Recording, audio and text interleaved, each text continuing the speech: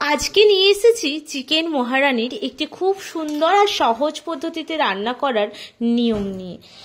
এই রান্নাটি এইভাবে করে একবার দেখতে পারেন। একঘেয়েমি চিকেন বাদ দিয়ে চিকেন মহারানী একবার এত সুন্দর আর সহজ পদ্ধতিতে বানিয়ে দেখুন।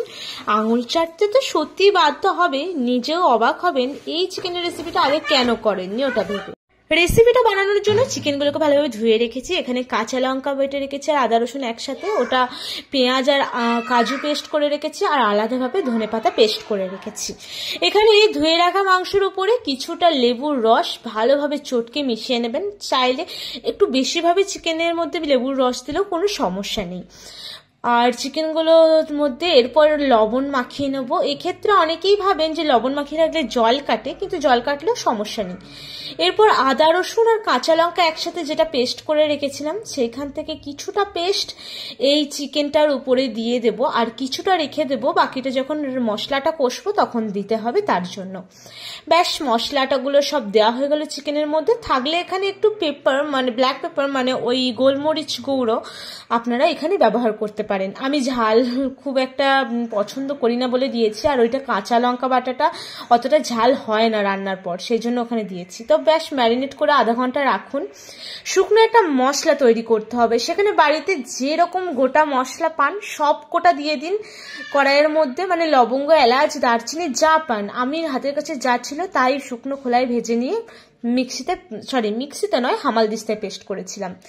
দেখুন কড়াইয়ে এবার সরিষার তেল, তেজপাতা, শুকনো লঙ্কা ফাটিয়ে দিয়ে দিয়েছি আর ওখানে 4টি গোটা জিরেও দিয়েছিলাম।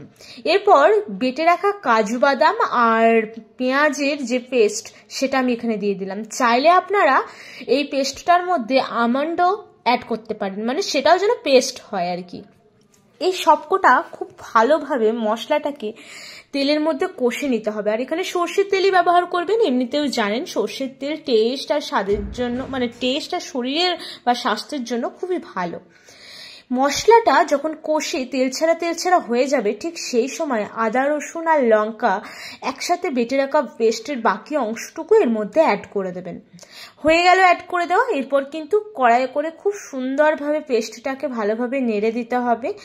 আর এখানে আমি একটা কথা বলে রাখি, নাড়তে নাড়তে আমার মায়ের এই রান্নাঘরে একটু অসুবিধার কারণে আজকে আমি ভয়েস দিয়ে দিচ্ছি এই রান্নাটাতে মধ্যে, তাই ভয়েসটা চেঞ্জের কারণে ভয় পাবেন না। এর পরবর্তী ভিডিওগুলো মায়ের কাছ থেকে বা মায়ের রিয়েল ভয়েসই পেয়ে যাবেন।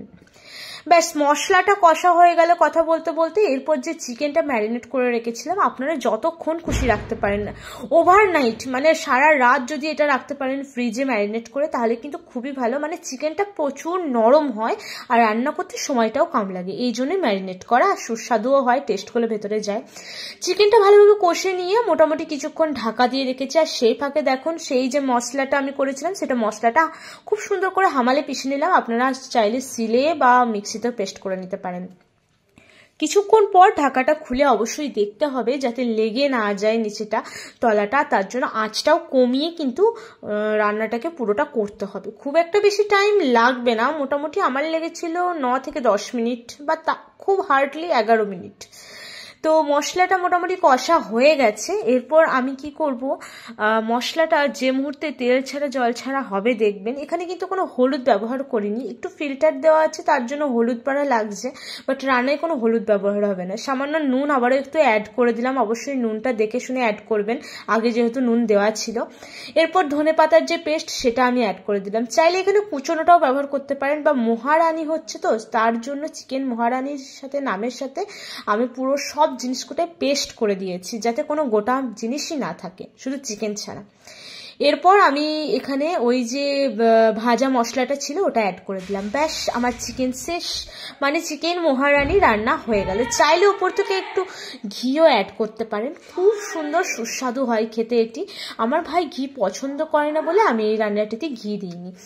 এই চিকেন মহারানী না রুটির সাথে বলো বা ভাতের সাথে বলো খুব ভালো লাগে। জিনিসটা ঠান্ডা হয়ে গেলেও কিন্তু টেস্টের কোনো পার্থক্য হয় না। তাহলে আবার কি, এত সুন্দর রান্নাটা বলে দিলাম। একটা ভিডিওতে লাইক করে দিও, ভালো লাগলে কমেন্ট করো, চ্যানেলটা সাবস্ক্রাইব করে